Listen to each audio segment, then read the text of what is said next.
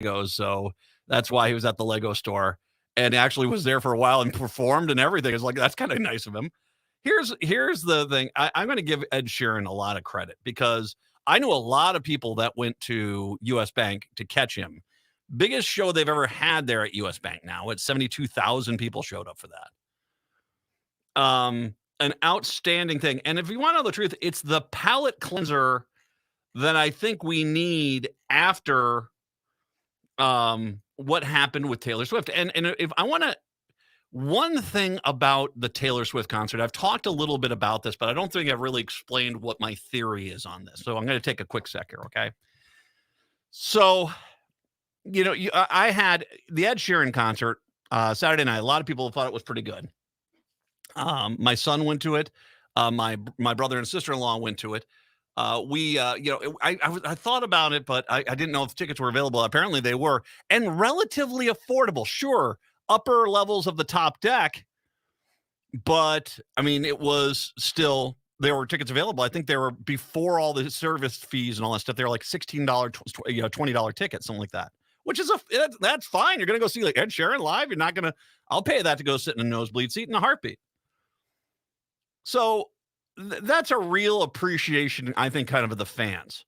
Now, granted, I think this is Ticketmaster on best behavior at this point because they realize that, and they should be broken up. I'm sorry. Ticketmaster, if you've not watched the John Oliver last week tonight takedown of Ticketmaster, you should, because it is brutal in its entirety. Now, when it came to Taylor Swift, a lot of people like, well, this wasn't Taylor Swift, this was Ticketmaster. And one of the things that John Oliver points out is that Ticketmaster has figured out that as long as a portion of the proceeds from these scalp tickets that they themselves scalp and then their own reseller sells again, if part of the proceeds goes to the entertainer will go along with it. That their integrity about their fans kind of only goes as far as the, in some cases 7-8 figure check that gets scrawled out depending on the venue. The Taylor Swift concert, of course, featured many tickets that, especially anything on the floor, was $7,000-$8,000 per ticket on the resale market. I think $3,000 was the most part, but you got close. They were looking for, close to five figures. The night of the first concert, I took the time to pull up the reseller market. The vast majority of the tickets that were available were tickets where you couldn't even see Taylor Swift from the seats, outside of maybe 10% of the show. You were looking, you just were kind of on the far side of the stage, and so you kind of had a really bad view. And so you're basically going there to listen to the concert. That evening, before the starting acts opened up, the tickets were still $325, $350 a piece for seats you could not see the show for. I paid attention as the opening acts went, and then Taylor, around the time Taylor Swift took the stage, and the tickets did start coming down, particularly when Taylor Swift took the stage. There were a few seats that went down to about $100. They were immediately gone. But there were a lot of seats where the price went down to about $170 per ticket and then just never went down. Even an hour and a half into the show, into Taylor Swift's segment, it was still $170 per ticket. And this is, I will admit, a theory, but I'm going to run with this.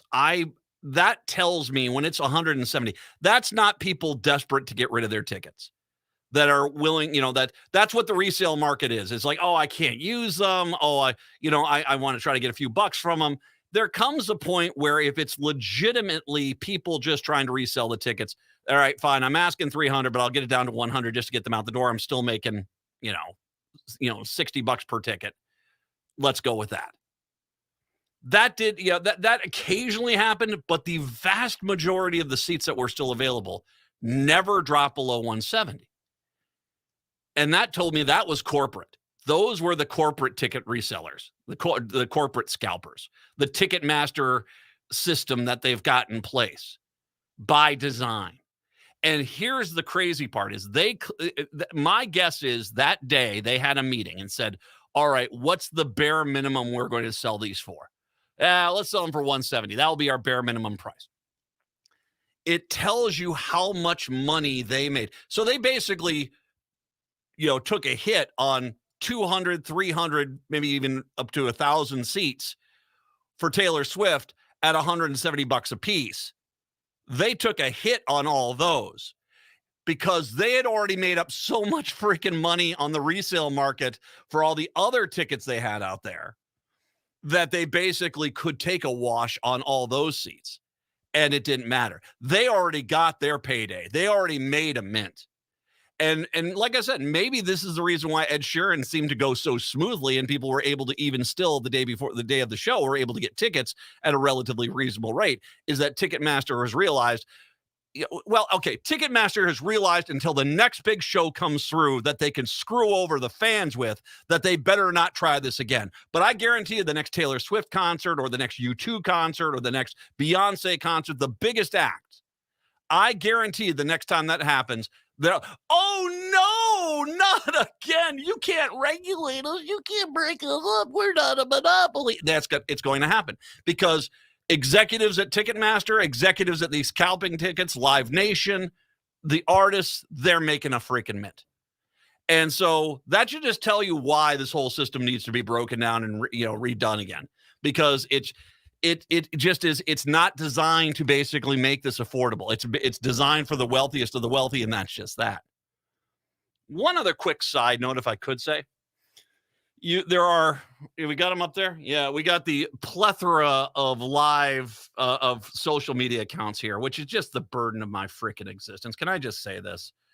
God, I wish I could just turn all this stuff off. But hey, I got enough followers, what 8,500 or so on Facebook. About the 3,800 on Twitter. The rest of them probably maybe 1,000. So you can follow me on various social media sites. One of the things I've noticed about the Facebook page, which is at Matt McNeil Show Progressive Citizen X. Okay, go look it up. You can follow me there. If I post about a concert, particularly before the concert, in the comment section, my comment section gets overwhelmed with people coming out there saying, gee willikers, I've just got a pair of tickets and I can't use them. I'm willing to give them up at face value. If anybody wants them, they can have them. Just get in touch with me. And it's one thing if it was just one person, there'll be like 12 of those in the comment section. By the way, blocking every one of them. I block them. And one of the things I do love about Facebook, you can block them and then any other accounts that individual sets up, you can block all them too. I posted about the Ed Sheeran being at the Lego store yesterday, which would be the day after the concert at US Bank Stadium. And in my comment section was, hey, I can't make the show tonight, but I'm willing to give away my tickets at face value. If anyone wants them, just get in touch. It's all scams. It's all scams. There are people out there, and it'd be one thing to be able to say, oh, it's some guy in Albania or something like that. No, these are people just across the country who are just this is how they trick you into giving you money, and they're going to rob you blind because you're stupid and I want the money. Don't do it. Don't do it. I would make the argument this. Unless you're going to a small venue, I would say anything like Armory size or smaller. So the Fine Line, 7th Street, 1st Avenue, you're generally, I think, pretty safe with them. But anyone in X, the US Bank Stadium, Target Center, Target Field, if you're dealing with them, if you can't get the tickets from the original selling individual, I think it's real risky. I think if you're just trying to get tickets, because I just think there's just too many people ripping you off, whether that's the legitimate people ripping you off or the people trying to just steal your money. That's kind of a sad commentary that you're getting like 12 comments like that, because they wouldn't be doing that if it wasn't working. But it's like, really, you're going to try to get tickets from someone posting in a comment section on a post? But someone, if you're desperate enough to get the tickets, I noticed it when I posted with Pink. Pink going to be in concert, and all of a sudden there was all these the comments there. I noticed it with Taylor Swift. I mean, I can't use the tickets, and every one of them, they're getting better at their scam. I mean, it looks like just a mom. You pull up their account, looks like a mom, like the one today. I mean, clearly that's a scam. The show was the day before. She didn't even do her basic research to say, okay, is this here? So, and my guess is they've got some sort of algorithm which says concert, this town, here, automatically posted thing on there. And that's what it does. It scans through the system. You didn't even do the basic research, but if you pulled up her account before I blocked her, she looked like just some working class mom from Missouri. I have tickets. So wait a second. You're working class in Missouri. What are you doing coming to Minneapolis for an Ed Sheeran concert? You know, it becomes pretty obvious. It looks very legit until you start thinking about it for a second, or they're stupid enough to post, I've got tickets available for the show that was last night. It's like, really, those sound like a great value. So I just want everyone out there, because I want no culpability in this crap whatsoever.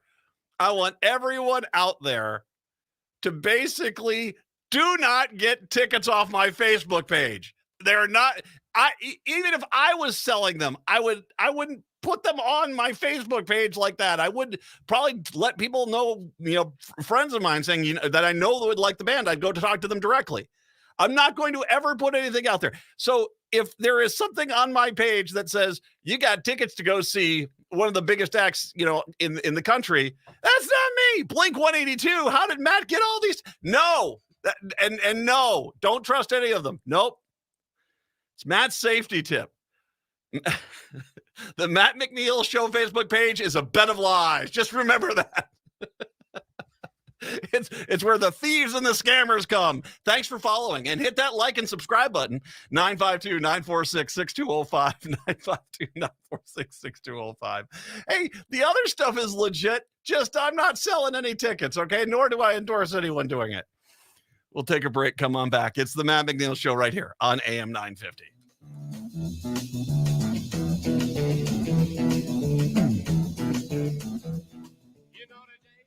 My name is JP Debragosian, and I'm the host of This Queer Book Saved My Life, the show where LGBTQ guests share the queer books that saved their lives in conversation with the authors who wrote them. This week, I'm talking with actor Troy Stanley about the queer classic Tales of the City and an episode about being ourselves and not apologizing for it. Plus, BG Wolf joins us to talk about her new book, April Renegade, a coming-of-age punk rock and roll romance. Join us every Sunday at 6 p.m. right here on AM 950, the progressive voice of Minnesota. You hear a lot about Rudy Luther Toyota's hybrid cars, but maybe you're asking yourself, are they worth it? Let me say from experience, absolutely. I have a Toyota Sienna hybrid, and the proof is in the gas tank. Before my hybrid, I was filling up my tank once a week. Now it's consistently every 2 weeks. I did the math, and my hybrid is saving me over $1,000 every year. And the Toyota hybrids are some of the most stylish and comfortable vehicles you'll ever drive. Now's the time to get a Toyota hybrid. Set up a time to test drive one today at Rudy Luther Toyota, the southeast corner of 394 and 169 in Golden Valley. Hey, it's Tom. Going solar is a great way to save on energy costs.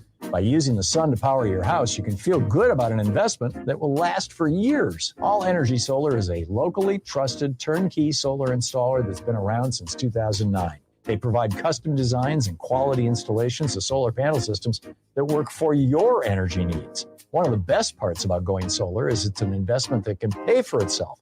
Your system can pay back 100% of the installation cost in as little as 8 years. Plus, a system from All Energy Solar can pay back over 300% of its cost over its lifetime. There's also many tax incentives and rebates available, and the experts at All Energy Solar can walk you through the entire process to make sure you're saving as much as possible. So go green, both financially and environmentally, with All Energy Solar. Get a free, no-obligation assessment from All Energy Solar by calling 800-620-3370 or visiting allenergysolar.com. Hi, it's Freddie Bell, host of New Beginnings, heard every Saturday at 11 a.m. right here on AM 950. Each week, I bring you timely information on finances, AARP updates, Minnesota Department of Health information, what's going on around our area, a spiritual message, my words to the wise, history notes, and more. So tune in this Saturday at 11 a.m. for New Beginnings with me, Freddie Bell. I'll see you then.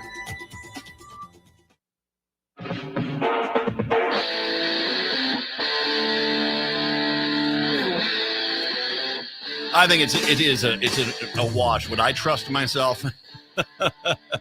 You don't know where those hands have been. It is the Matt McNeil Show, 952-946-6205, 952-946-6205. By the way, coming up here in a little bit, Too Much Sea for Their Decks, Shipwrecks of Minnesota's North Shore and Isle Royale. Michael Schumacher is going to join us to talk about his latest book. Very entertaining. I do. Do you like the stories of the shipwrecks and stuff like this? Not just on the Great Lakes, but around the, those are kind of interesting stories, I think. I think they're interesting stories, and yeah, I would definitely check it out. Wish they make a movie about like the Edmund Fitzgerald. Do you think someone would do that? Well, it screams Clooney, man. It's he already did Perfect Storm. So, it's Christian Bale, maybe. Yeah. One thing I will say about Lake Superior scares me, man. I remember there was a picture I posted, this is probably 7 or 8 years ago, showed a cliff that was 120 feet high, and the waves were crashing right about 20 feet from the top. And I'm like, you got to be kidding me, man. That's a lake. That is a lake. And I bet it's not warm water. No. Oh, there's one here. That's just, you can't believe how tragic it is. We'll talk about that shipwreck as well as some of the other stuff in the book. Highly recommend. That's coming up here in the 4 o'clock hour. So I want to, there was a thread that I saw, and I've got to read this just because this is just so spot on. It's Dr. Lisa Corrigan, she seems to be from Arkansas, but it looks like she might be doing some stuff with the University of Minnesota Press and stuff like that. I don't know if she teaches at the University of Minnesota or University of Mississippi, rather. Is it Mississippi? University of Mississippi Press. Not sure what her situation is there, but needless to say, she seems to be very intelligent because this is a brutal breakdown of the reality of the Republican Party today. Wedge issues like book bans appear when fascists have no plan to govern and just want to direct white rage at public institutions like schools to erode support for the public good. I read that. I'm like, holy God, is that succinct and absolutely spot on. Wedge issues like book bans appear when fascists have no plan to govern and just want to direct white rage at public institutions like schools and erode support for the public good. I was like, okay, you that's called a hook.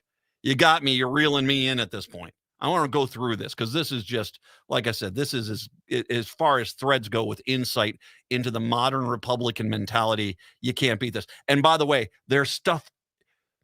You're not going to believe what happened with the Republican Party this weekend. You're not going to believe what happened this weekend. I'll get to that here. Anyway, back to Dr. Lisa Corrigan. Predictably, the general focus that white rage onto Jewish or black people is a way to sharpening whatever aspect of whiteness feels to be in crisis, generally as a result of sustained public critique of white supremacy and colonialism. We are coming to grips here with the fact that not only I guess I don't have her analysis is spot on because there has been this real big pushback since we started probably about 10 years ago talking about how the plight of the African, there was no positivity in slavery. There wasn't. It was a horrible, god-awful stain on our history. That the way that the Native Americans were treated was just atrocious by the white European settlers. That Columbus, as we went and revisit Columbus and that absolute jackass of a human being and all the stuff that he did, that this once again, I think it's as we talk about the real true legacy of slavery and the Native American treatments and Columbus and white European expansion into the North American and South American continent, that I think that this is it not really a surprise that she's exactly right. When you put that in perspective, this is why Trump and DeSantis and these guys are pushing back as hard as they are is because no, Christopher Columbus was the greatest person ever. That's kind of because they're trying to appeal to white supremacists and stuff because, hey, they're attacking our legacy, that kind of mentality. She continues, book bans always fail, and generally the books sell gazillions more copies, bringing more attention to the object of the white tears. But more than that, book bans and other local cultural wars show us where fascists think they have the power to define the limits of the public good. Book bans make white people feel in control so they can consolidate a narrative among their in-group. But the effect of that is also raising awareness outside of that in-group so that the people mobilize to defend institutions of free speech like schools and libraries. Absolutely spot on. Like I said, this whole thread is insanely concise and on point. Republicans are seeing their perceived empire start to crumble. And it crumbled because they got too greedy. Donald Trump got too greedy. He wanted another term in office. He lost fair and square. The public rejected him. And then they tried to take over, and it failed. And this is the falling down. And they're still trying to push this. Trust us this time. Guarantee we won't try to overthrow the government. And it remains to be seen whether or not people will take him seriously or not. But the reality is this is, when they overturned Roe v. Wade, they accomplished something that they said they're going to, and the consequences of them doing so are making them look like they're going to have no chance in a lot of other states to especially win nationwide elections. So this is, what are they doing? They're going out, they're trying to feel like they're in control by going after drag queens, going after books, going after the LGBTQIA, seeing we're in charge when they really are offering nothing in regards to actual leadership and legislative proposals. Another way of thinking about it, book bans emerge when white people feel so out of control and weak that they must produce control over objects that center critiques of power. Spot on. Obviously, you should buy and read the banned books and leave them in free little libraries with the community members to support teachers who support them. Borrow them from lending institutions to justify their purchase. Request their purchase from your local library. So there you go. But understand that book bans work as prohibitions, which is the only way that fascists see power, as something to be centralized and hoarded, not something to be debated and shared. Sweet Jesus, is that the Republican Party? Something that believes power should be centralized and hoarded, not something debated and shared. Sweet Jesus, the Republican Party are fascist now when you look at how they are. There was one guy on the weekend shows who said, he goes, if Hunter Biden broke the law, then he should face punishment for the crimes that he did. And he goes, that's the difference between Democrats and Republicans. Find me one person on the Republican side who says Donald Trump should go to jail. Donald Trump tried to overthrow the government of the United States. They have embraced this. They might not be actual fascists, but they've embraced the fascist playbook that they basically have to stay in power no matter what. Here's where it gets like, holy gosh, is this doctor on it? Absolutely. Fascism works best in an economy of scarcity because people feel so precariatory, economic, social, political, so they don't want to produce abundance of support of public goods. Produce abundant support for public goods. So basically what she's saying is this. You create a horrible economy, and it's far easier to convince people that true leadership is banning a Dr. Seuss book. That see, they're like this because they're just so desperate to feel like they're in charge of something. This is one of the reasons why, in conjunction with what I've been talking about for the last 3 or 4 months, that Republicans, whenever there's positive news about Minnesota or Minneapolis, St. Paul, their first thing is to scream, no, it's not, because they can't risk people feeling like things are getting better. They have literally become the point where you could get gasoline down to, say, $3 a gallon under Joe Biden, and they say, gosh, gas prices are out of control, but gas prices could be $4.50 under Donald Trump. They say, isn't he doing a good job keeping gas prices under control? That is who they are. It doesn't matter the reality anymore. They just got to push a freaking narrative, and it's absolutely spot on. Invest your time and political energy into public schools, libraries, museums, historical societies, parks, etc. Any scarcity that happens in the U.S. is intentional and politically calculated. It helps justify austerity and brutality. Fascists are counting on you to stay quiet about the erosion and privatization of the public goods like schools and hospitals. So don't do that.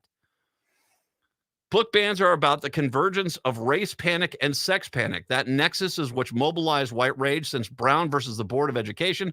And surprisingly, since the white America's racial guilt shame get played out in the realm of public education. The minute they started teaching, guess what? Slavery was really bad. And there was a lack of equal rights still to that day when Board versus the Board of Education. They basically, they've been pushing back. And part of it too, if I can also add on here, is the kids of the people in those photos where they're pouring ketchup and mustard on African Americans who dare to sit at the white person counter at a diner. They're trying to redeem. Well, you just don't understand. Grandpapa wasn't trying to be racist. He wanted a seat. He had bad aim and was trying to give ketchup to the hot dog. That's kind of one of the things that they're trying to do. The white tears over the 1619 Project and reveal that white supremacists perceive themselves in crisis over social control, historical meaning, marketing. The only way to crisis is the destruction of the non-white knowledge bases, public education, and publishing. When white people, hetero men especially, feel like they're in crisis, they see no place for their white supremacy in the present or future, so they resort to nostalgia to reproduce older forms of white identity history. Whatever happened to Mayberry? Whatever happened to Mayberry? That's exactly what that is. The other side of it is terrorism to regain control. And how many times have you seen, just in the last week alone, Republicans actually encouraging violence if things don't go their way? Absolutely. This is because knowledge can never be taken away. So fascists can prevent knowledge of fascism, racism, colonialism from being shared or distorted via Fox News and conservative media ecology. They can control politics. This is why public education will also be central to freedom. Also, public education and libraries were feminized because of the way the workforce managed sex and gender in the 1960s. So if you care about fascism in the U.S. and you are a dude invested in freedom, you need to work alongside librarians and teachers to safeguard public institutions. Book bans are a failure every single time. People will continue to read, beloved, but they demonstrate the limited political repertoire of fascism, which means they can show us how predictable fascism is and how fascism can be thwarted. That is, a book ban is not about the ban itself. It's about the process of activating the fascist in-group to coup at the school board meetings and reassert control over education and over white fascists who might be flirting with liberal thinking, reading, and speaking. Book bans also teach people to snitch on one another to destroy solidarity and community trust. Undeniably, snitching undermines public trust in the public institutions and creates an atmosphere of fear, which creates an illusion of scarcity through profiteering and probation. Flood, tip lines, nonsense, basically fight back. It's absolutely spot on. The entire thread is amazing. This modern Republican Party has embraced fascism point, and this is where they're at. They don't have any ideas. They're not about transportation or public education or health and human services or the environment. So they basically book bans, hate drag queens, because they're trying to get in control. They try to convince you, even if your life is getting better, that your life is horrible, so you're more susceptible to their fascist positions. And basically, it's out there to stop you from basically reading, thinking, and having a mind of your own. So they basically sit there and they try to, whatever happened to Mayberry? And when that's not hooking anymore, because people say, well, it was Mayberry, it was rural North Carolina. Trust me, there's tons of racism there.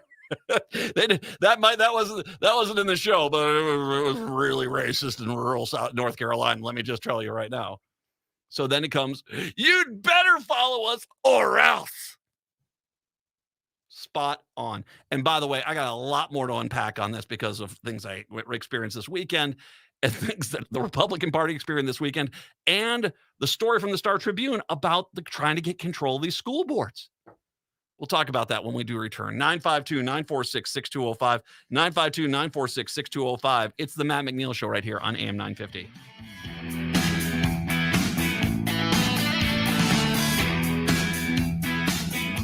Did you let animals pick your insurance? You really need to experience mayhem to get the best rates? Or how about a celebrity quarterback or fake university saving you money? There's a lot of marketing stunts when it comes to insurance, but what you really need is someone looking out for you. Call Array Insurance, and they will work hard to find you the best insurance coverage and rates. So avoid gimmicks and call Cheryl at Array, 763-504-3067, or arrayinsurance.com. Array Insurance, working hard for you. The place for summer fun is the Park Tavern. Live music is taking over the Park Tavern's dog-friendly patio this summer. Head over on Tuesday, August 15th for Carl Davis. Wednesday, August 16th, it's Ash St. John's. And on Thursday, August 17th, it's Three Dragons. Music runs from 5:30 to 8 p.m. and reservations for groups of 8 or more are recommended. And the Park Tavern offers private and semi-private spaces for small and large groups with no room fees and no minimum spending requirements. On Louisiana Avenue, north of Highway 7 in St. Louis Park, get your summer groove on at the Park Tavern. I'm Candy Brothel. I'm Elizabeth Sullivan. And I'm Kelly Wagner. Energize yourself with AM 950's Sunday Shine Radio from 10 a.m. to 1 p.m. Sunday Shine Radio radiates wellness, consciousness, and curiosity. Join me, Candy Brothel, for Green Tea Conversations at 10 a.m. Exploring Sovereignty with Elizabeth at 11 a.m. And the Being Curious Show at noon. Our lineup focuses on igniting your own self-discovery and personal wellness. Tune in every Sunday for Sunday Shine Radio from 10 a.m. to 1 p.m. And let us guide you on an inspirational journey each week. Are you ready to embark on a journey towards taking control of your health and well-being? I'm Candy Brothel, host of Green Tea Conversations. Join me every Sunday at 10 a.m. as I sit down with the local experts who are bridging the gap between mainstream medicine and complementary therapies. Each week, we explore topics in integrative medicine, nutrition, fitness, creative expression, personal growth, and sustainable living. So grab a cup of tea and join the conversation as we awaken to natural health. Visit us at naturaltwincities.com. I love my Toyota vehicles, so when it's time for me to get my service done, there's only one place I go, Rudy Luther Toyota. They know Toyotas inside and out. It starts with them checking your alignment and tire treads with their Hunter Quick Check Drive inspection service. Oil changes, tires, batteries, wipers, no matter what you need done, they can help you with reliable Toyota parts and the best service team in Minnesota. Check out their website, rudyluthertoyota.com, for service and part specials just for Toyota vehicles. Get your Toyota serviced at Rudy Luther Toyota, 394 and 169 in Golden Valley. With your AM 950 weather, I'm Brett Johnson. Look for cloudy skies today with a high near 69, tonight clear with a low around 55, and Tuesday partly sunny with a high around 80. Create unforgettable meals that are sure to impress with vinaigrette. From extra virgin olive oils to balsamic vinegars, fused extra virgin olive oils to white balsamic vinegars and wine vinegars, Vinaigrette has it all. Independently owned since 2009, find Vinaigrette at 50th and Xerxes in Minneapolis or at vinaigrettefn.com.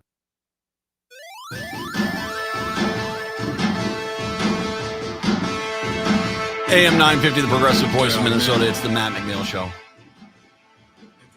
So I see this tweet from Brian Evans, who is the communications director for the DFL. And this is a tweet from 2 hours ago. And apparently this weekend,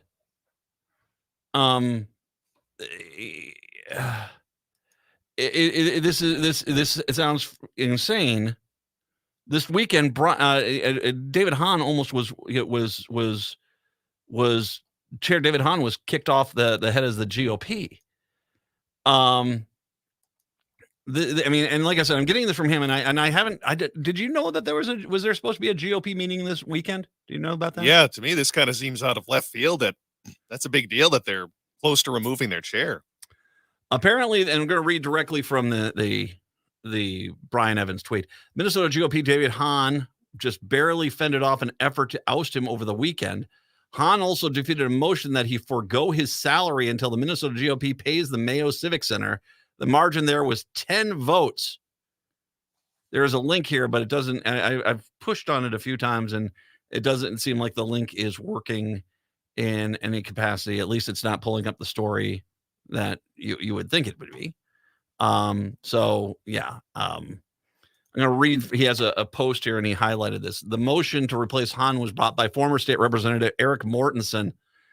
Oh, God, that guy. When he was ruled out of order by the presiding chair, the convention voted on whether or not to consider his motion. On a procedural vote like this, there must be over 50% voting to overturn the out-of-order ruling on the presiding chair. In a surprising turn, an incredible 125 delegates, 40% of the body, voted to move forward with a motion to replace Hahn. Well, this fell short of the half needed to proceed. It does speak volumes about dissatisfaction with the Republican Party chair. Okay.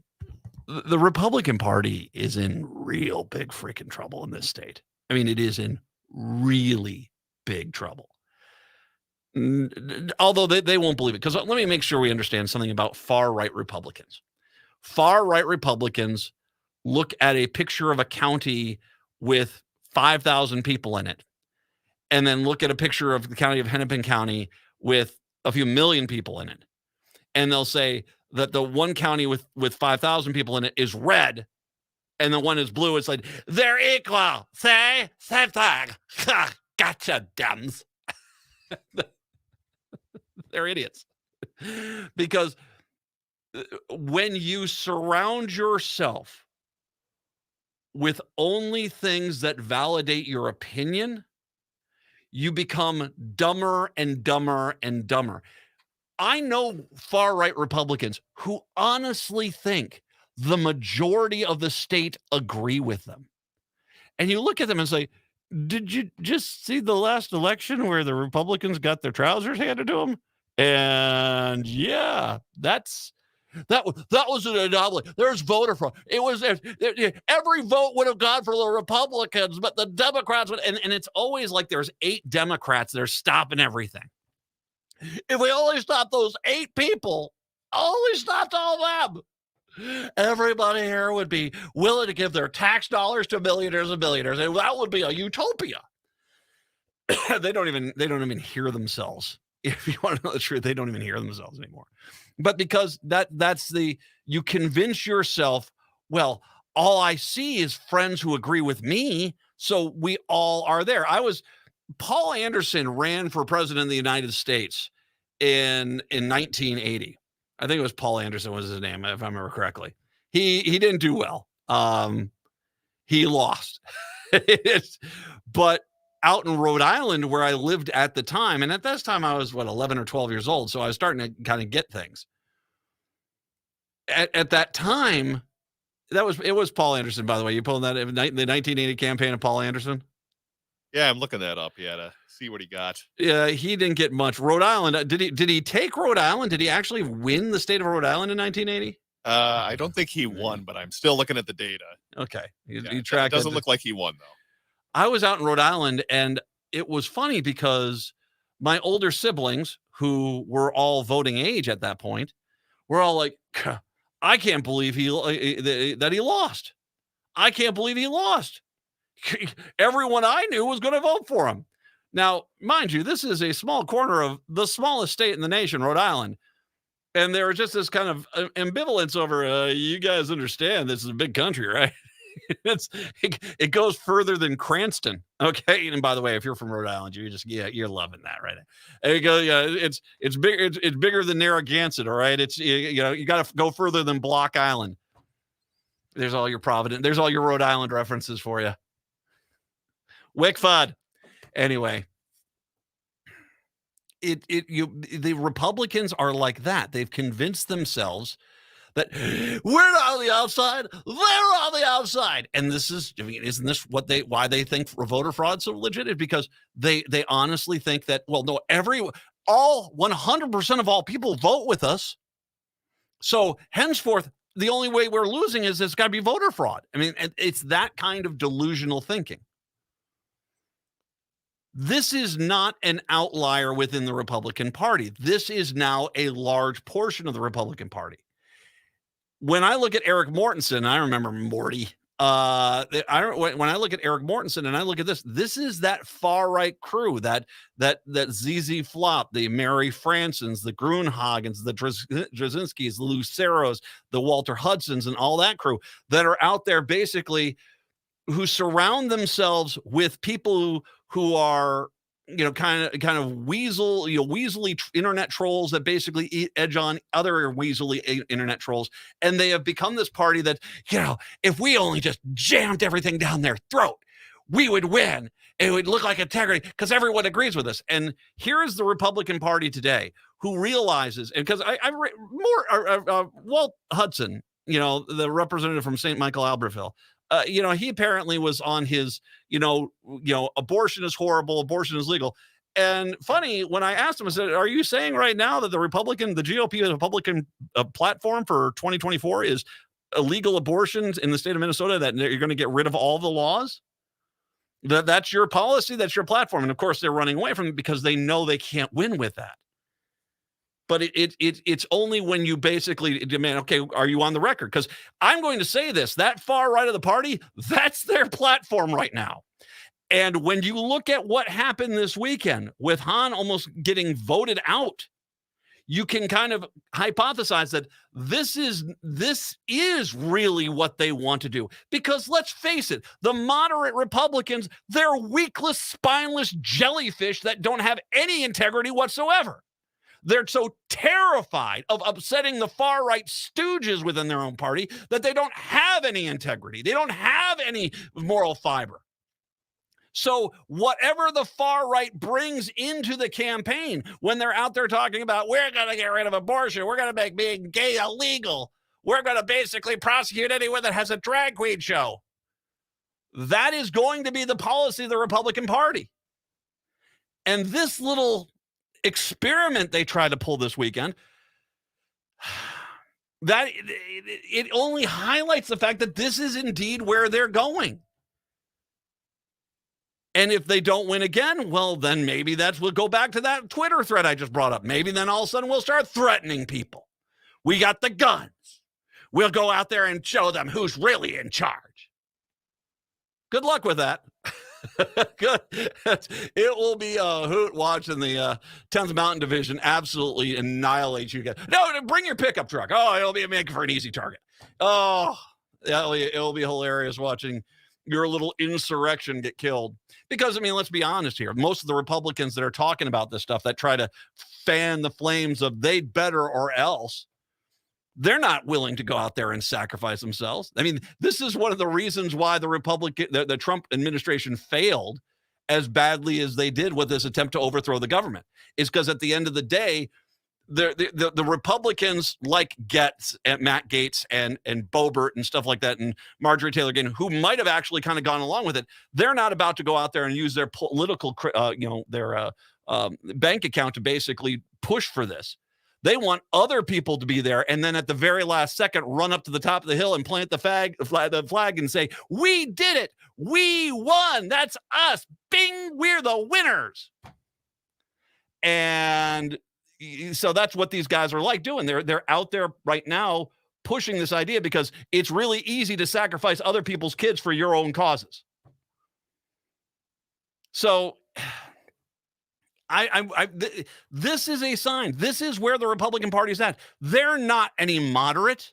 They're this far right extreme group that is basically they can't even stand their own leadership right now. And one side of this party is going to drag this party to the extreme far right. And there is nothing in that Republican Party. All they can do is sit there and say, we're really moderates in the campaign. But ask them, it's like, are you going to stand up to the Mary Fransons, the Glenn Grunhagens? Because that's the real question right now. If you claim to be moderate, it's not just standing up against the Democrats. It's standing up against these far-right loon balls within your own party. And you want to know the truth is, I don't think a lot of them want to, because they already know that they cannot upset them. So I want to make sure everyone understands right now, the Republican Party platform in 2024 in Minnesota is women don't have the right to choose their own health care. LGBTQ population will be discriminated against. Transgender people will be chucked in prison if they get their way. And they'll criminally prosecute anyone that puts on a drag show. Because they have to adopt the fascist stance because no one's buying their product anymore. 952-946-6205. See how this all comes together? I'll even loop it in a little bit more when I come back from the break. 952-946-6205. It's the Matt McNeil Show right here on AM 950. Come on, everybody looking for a dance floor to run on. If you want to run away with me, I know a galaxy and I can take you for a ride. Hi, I'm Scott Shambot from Shambot Family Dentistry. We're the fear-free, shame-free dental office. We know dental anxiety and dental phobia are real. We'll take the time to get to know you and give you what you need to be comfortable at all times. We offer free nitrous oxide laughing gas and have high-tech options to help you feel calm and relaxed during your appointments. We'll help you get through every appointment in the most pain-free way possible. If you're having a dental emergency, we'll try and get you in the same day you call because we don't like to see anyone in pain. As my daughter Rachel says, if you don't see my dad, please see another dentist. Take care of your teeth because they're the only ones you get. This is Chad, owner of AM 950. I've been going to Shambot Family Dentistry for years. They get me in last minute when I'm in pain and make regular checkups easy and comfortable. Shambot Family Dentistry in Hopkins and St. Paul. Find them online at shamblotfamilydentistry.com or call 1-800-FIX-MY-TEETH.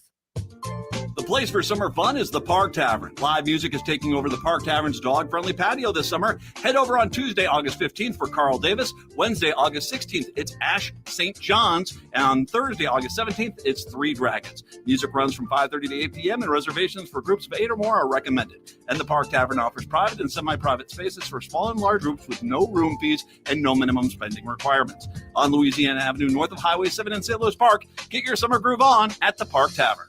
The Merity family of companies serves seniors and people with a wide range of disabilities. We provide home health care, hospice services, and accessible rental housing. This is Merity, and we'd like you to join us. We're hiring direct care professionals, CNAs, nurses, and other support services. Our mission is to provide quality, personalized services to meet the unique and evolving needs of the people that we serve. Join a Minnesota family-owned company that was founded on a history of care. Apply today at MerityInc.com/careers.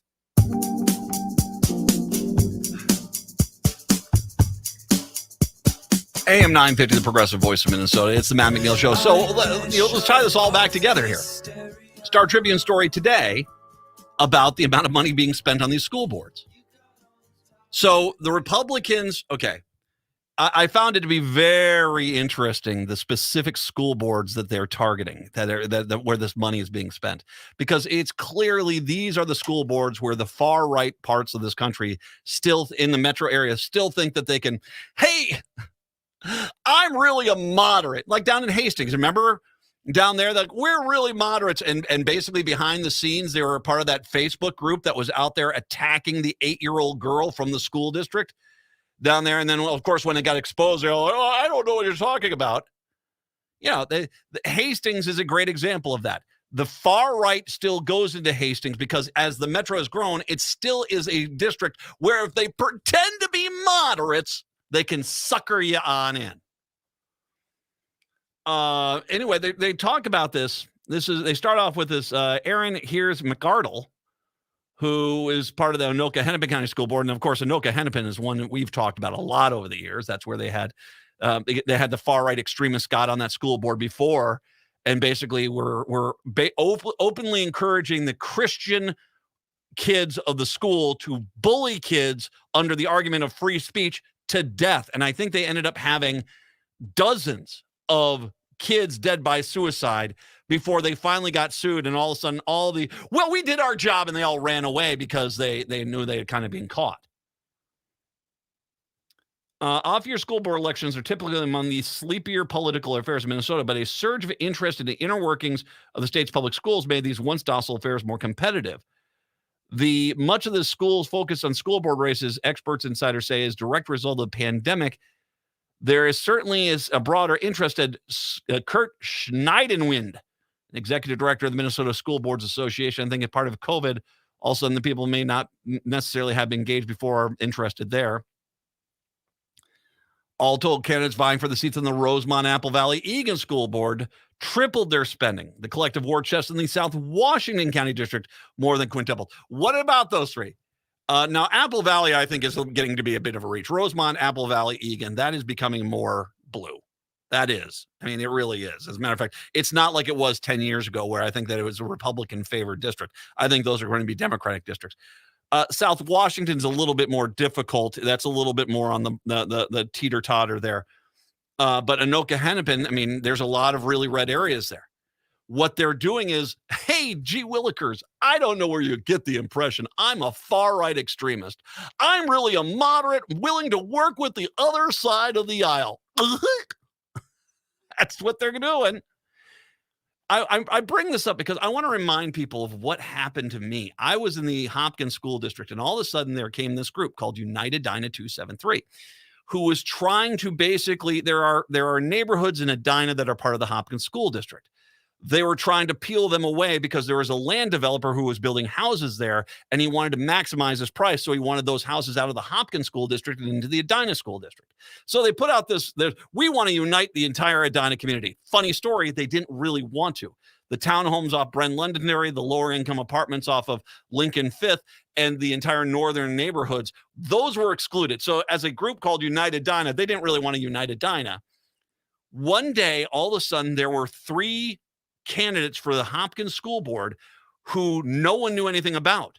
So when I contacted them and I tried to find out more information, I'm for homeowners' rights. Well, what about the air conditioning unit over at the school? I'm for homeowner rights. They were plant candidates in there to basically try to push the school district into basically peeling off that part of their tax base, which, by the way, they lost. The school district didn't do. They were all upset. You need to find out, if you are in one of these school districts, you need to find out who your school board candidates are. Because one day, if you don't pay attention and you don't know who you're voting for, one day you could walk in and, well, we're pulling all the books out of the library and we're going to fire all the librarians. We're going to allow people to bully gay kids to death. And that it's going to be, we're going to basically, regulate everyone's sexuality. And if you don't want that to happen, you better find out who exactly is running for these school board candidates in every district that's got to race this upcoming election cycle. Well, hour 2, that's coming up next. Do yourself a favor and check out the amazing cuisine of eatlocalminnesota.com. More than just a website, eatlocalminnesota.com provides you with the best local and independently owned restaurants in the Twin Cities. Specializing in Szechuan and Peking cuisine, the Great Wall Chinese restaurant has been a local favorite since 1981. They offer one of the most extensive menus in the Twin Cities. Favorites include the sesame chicken, imperial beef, and Peking duck. The Great Wall restaurant is located off 45th and France, with takeout available too. More at greatwallrestaurant.us. The next time you're out in South Minneapolis, make Nightingale off 26th and Lyndale your go-to dining option. It's a comfortable neighborhood restaurant that features a delicious menu of American classics, plus a wide drink and cocktail selection. Nightingale has dining room and bar seating available, plus takeout and delivery. Current hours are 5 p.m. to 1 a.m. daily with the full menu until midnight. More at nightingalempls.com. Hey, Minnesota, it's your favorite sexy liberal. Join me and my fellow cohorts in liberal justice weekdays from 8 to 11 on AM 950 KTNF, St. Louis Park, Minneapolis, St. Paul, the progressive voice of Minnesota. AP News, I'm Jackie Quinn. A courthouse in Fulton County, Georgia is generating a lot of attention today. 2 former state lawmakers say they testified today before the grand jury investigating if Donald Trump and his allies tried to alter the outcome of Trump's 2020 election defeat. Our Sagar Magani reports. A Fulton County grand jury started hearing from witnesses this morning. Just after noon, Reuters reported on a list of charges to be brought against Trump. The document, it said, appeared on a county website before being quickly taken down. Trump has not been indicted. There's been speculation the case will wrap up soon and could result in a 4th indictment against Donald Trump. For those sitting on the political fence for 2024, the group No Labels says it's petitioned its way onto the ballot in 10 states, most recently North Carolina. This is a group of veteran lawmakers vowing to produce a bipartisan presidential ticket if the major party nominees are too divisive. Nothing can prepare you for what I saw. The FEMA administrator promises the agency will provide shelter and care for those displaced from the Maui wildfires. Deanne Criswell says the search for victims will be slow because of all the toxins left behind from flames that burned as hot as 1,000 degrees. And nothing can prepare them for the emotional toll of the impact that this severe event has taken on them. A courtroom victory for children in Montana today who sued their state, alleging their constitutional right to a clean and healthy environment was violated. Who is the AP's top-ranked team in preseason college football? Georgia, reports our Gethin Coolbaugh. The Bulldogs received 60 of 63 first-place votes in the poll to easily outpoint number 2 Michigan. Wall Street had modest gains today. This is AP News. My brother-in-law died suddenly, and now my sister and her kids have to sell their home. That's why I told my husband we could not put off getting life insurance any longer. An agent offered us a 10-year, $500,000 policy for nearly $50 a month. Then we called SelectQuote. SelectQuote found us identical coverage for only $19 a month, a savings of $369 a year. Whether you need a $500,000 policy or a $5 million policy, SelectQuote could save you more than 50% on term life insurance. For your free quote, call SelectQuote at 1-800-452-5050. That's 1-800-452-5050. Or go to SelectQuote.com. 1-800-452-5050. That's 1-800-452-5050. SelectQuote. We shop. You save. Full details on example policies at selectquote.com. If you have ever thought about remodeling your bathroom but were worried it would take too long or cost too much, then stop worrying. Right now, Jacuzzi Bath Remodel has designed a collection of high-quality custom products and perfected the one-day remodeling experience so you can enjoy your new bathroom faster than ever before. It's a worry-free bath remodel from the most trusted brand name in the business, Jacuzzi. For a virtual or in-home appointment, call 800-826-9895. That's 800-826-9895. 800-826-9895. Seward Co-op is now offering convenient self-serve and prepackaged hot options and salad bars at both the Franklin and Friendship stores. Breakfast items available daily until 11 a.m. and brunch served all day every Sunday. Their weekly lunch and dinner menus highlight cuisines from around the world. They offer vegan, vegetarian, and gluten-free options daily. 95% of the ingredients used are organic from small-scale, local community food producers whenever possible. More at seward.coop. Is your remote workforce putting your company at risk? Cyber criminals are targeting your employees with COVID-19 inspired emails and attacking businesses like yours. Hi, Mark Sommerfeld from Rymark. Rymark has the tools and expertise to enable your employees to work securely from home. If you need help getting your staff to work remotely and securely, call 651-328-8900 or go to rymarkit.com. That's 651-328-8900 or rymarkit.com. With your AM 950 weather, I'm Brett Johnson. Look for cloudy skies today with a high near 69, tonight clear with a low around 55, and Tuesday partly sunny with a high around 80. Create unforgettable meals that are sure to impress with vinaigrette. From extra virgin olive oils to balsamic vinegars, fused extra virgin olive oils to white balsamic vinegars and wine vinegars, Vinaigrette has it all. Independently owned since 2009, find Vinaigrette at 50th and Xerxes in Minneapolis or at vinaigrettemn.com. Portions of the following program may be pre-recorded. Hour 2 of the show here on your Monday. Hey, there it is. Sorry, squeaky again. Matt and Brett here. Brett, when was the last time you printed out a photo? Not yourself, like on your computer printer at home if you have one or something like that, but it actually went to a place that still sells photos and you printed one out. At least a decade, I would think. For me, it's been a long time. I'm pretty much all digital when it comes to photos. A decade. Yeah. So I have done an annual photo for the kids, for grandparents, godparents, stuff like that. I just did a graduation announcement for my high school graduation announcement for my oldest daughter. So I did that, and I do holiday cards and stuff like that. But do you do anything like that, or is it all just, I mean, is that, do you consider that different than just printing out a photo?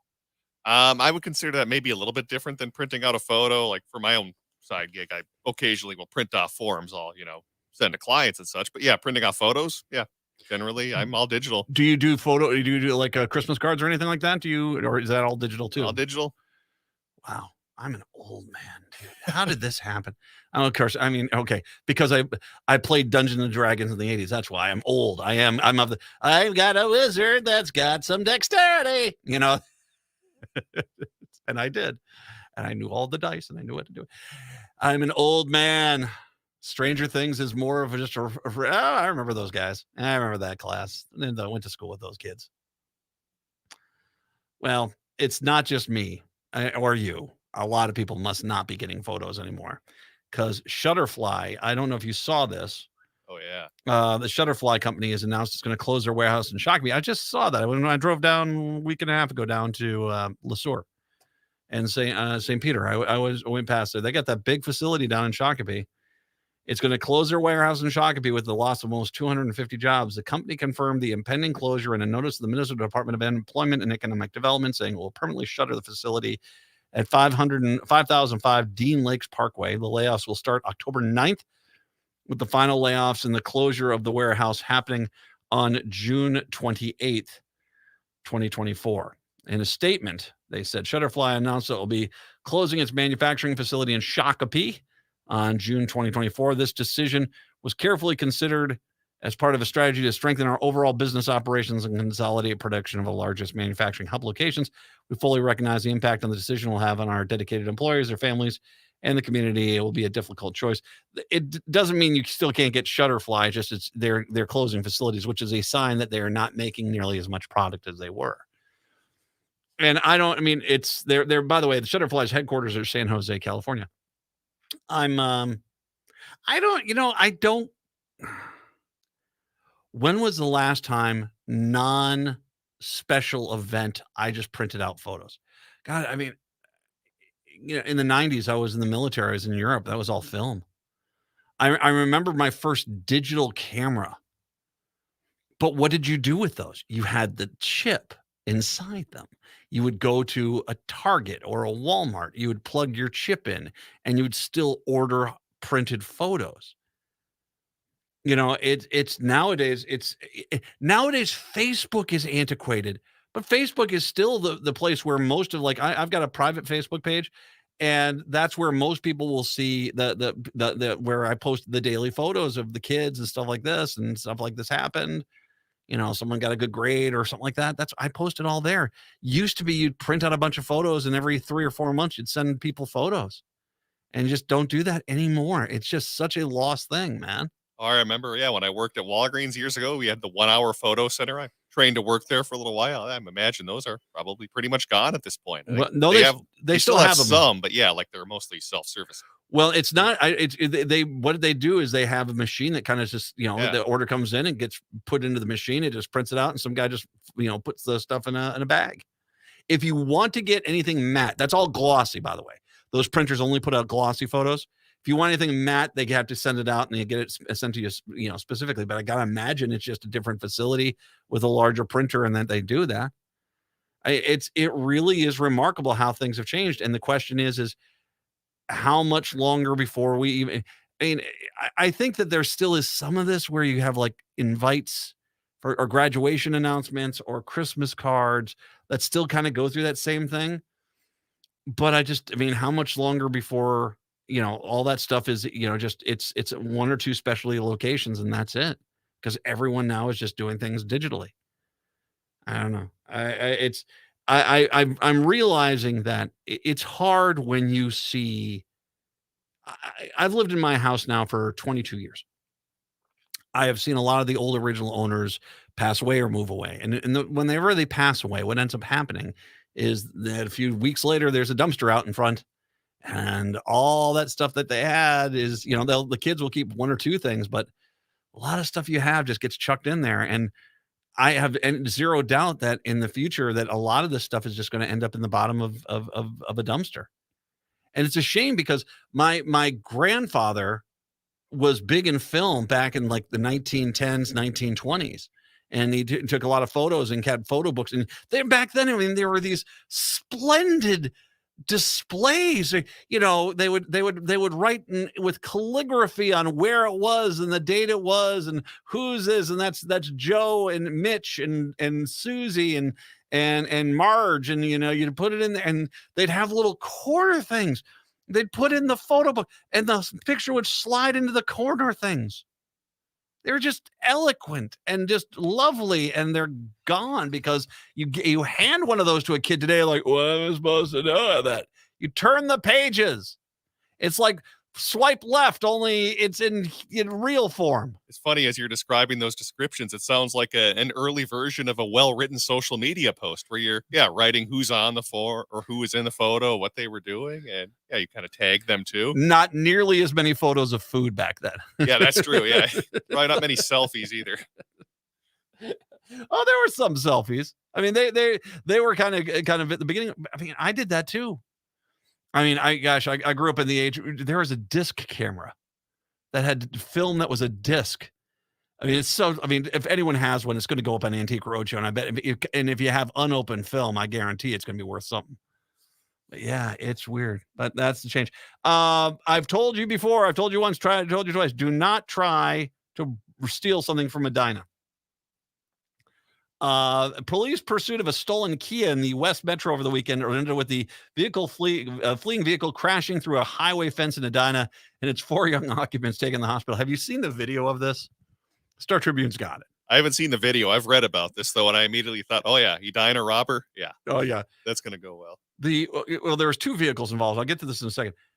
The accident that these kids got injured in, dude, you guys, when they hit that tree and they stopped, and the officers get out and they've got guns drawn, you don't see anyone trying to run away. There's a reason for that. Those kids are hurt because of their own stupidity. Let's just be honest about it. The crash occurred shortly before and after 9 a.m. on Saturday near the entrance ramp on France Avenue onto eastbound Highway 62. The pursuit began when the sheriff's deputies from Carver County asked Eden Prairie Police to assist with the pursuit of a Kia SUV, which was fleeing while accompanied by a Toyota Camry. Now, you've got to watch this film to see this. There is a cop there who throws out one of those stop sticks. We need to get him on the Twins. Dude, man, that was a hell of a toss. Bravo. That is some police action there. He's got to be about 40 feet from the car, just chucks it out in front of this is the car that got away, I think, the Toyota Camry. But he tags all their tires. You know, he gets them all because he threw it out there like a boss, man. Think about him in the 8th inning, tagging the corners of that plate. Nicely done, officer. I look forward to you joining the bullpen. We need you. They need something. I could use a new some bullpen arms. Dude, they're not the rotation. The bullpen needs them. Bring him in. Get him in there. Yeah. You got to see the toss. It's a brutal, nicely done. They eventually, the other kids, they went right into a tree. Ugh, that had to hurt. That was a bit of a stinger. Anyway, they've all been arrested. 4 juvenile kids were taken into custody and transported to Hennepin Healthcare for evaluation. There's no further word. On Monday, they said that 2 of those arrested were 16-year-olds. One was 17, one was 15. The county attorney's office has yet to disclose when any of them has been charged. You know, once again, DoorDash and Netflix is not a good punishment here. They're lucky, considering you watch that chase, they're lucky not other people were killed. And so you got to have some level of punishment here as a deterrent and find out who is in the other car and get them arrested too. The Camry was later determined by police to also be stolen and continue to flee east without being caught, she said. But I'm going to presume that we can figure out. We've got 4 people who know who was in the other car, and they're all in separate hospital beds right now. They have to be. And maybe you just kind of do the good cop, bad cop thing, you know? Hey, he's over talking to Squealy over there right now. Now, If you wanted to give us a statement, maybe we can get you the deal before Squealy finishes up squawking, and we can go from there. No? All right. Good luck with all that. I will say this. I do feel sorry to a point for the families because I don't think mom and dad thought their kids were going to end up this screwed up, whoever these kids are. And they're the ones that are going to have to, I mean, how much in medical bills do they just have to load? I mean, I got hit by a drunk driver. We had good insurance. It was tens of thousands of extra dollars on the medical side alone. What if they don't even have insurance, health insurance? I mean, you've just basically cursed your entire family, you idiots. Well, no, obviously they're at fault too, so they're paying for the whole thing. Even if they had health insurance, would the health insurance cover it? Would they say, well, you guys jeopardized yourself. We're not going to cover this. You guys were eluding police officers in the act of a crime, that we're not culpable for paying that. I don't know what the law is in Minnesota, but, I hope these idiots realize they basically just ruined their parents' existence too. Freaking morons. 952-946-6205. All right. I got two things I want to talk about here before I get to. I got an interview coming up here once again. Too much sea for their deck. Shipwrecks of Minnesota's North Shore and Isle Royal. Michael Schumacher is going to join us to talk about this book from the University of Minnesota Press, coming up here in about 20 minutes or so. Two things, in case you missed it. Representative Dean Phillips, a few of the congressional Democrats openly calling for 2024 challengers to President Joe Biden, is because Phillips himself wants a shot at Oval Office. He says now not likely, at least not this election, unless Biden's health or polling numbers get dangerously worse. Sources told Political in late July. I think that is, remember, he was talking to bankrollers, and I think they realized that Dean Phillips was just not going to get the traction this time around by challenging Biden. So now all of a sudden it's no longer there's an exploratory committee. It's like, hey, I'm just bringing up the option. I'm a representative, and I'm representing what I believe the majority of the country that wants to turn the page, Phillips says, who's his third term representing Minnesota's 3rd congressional district.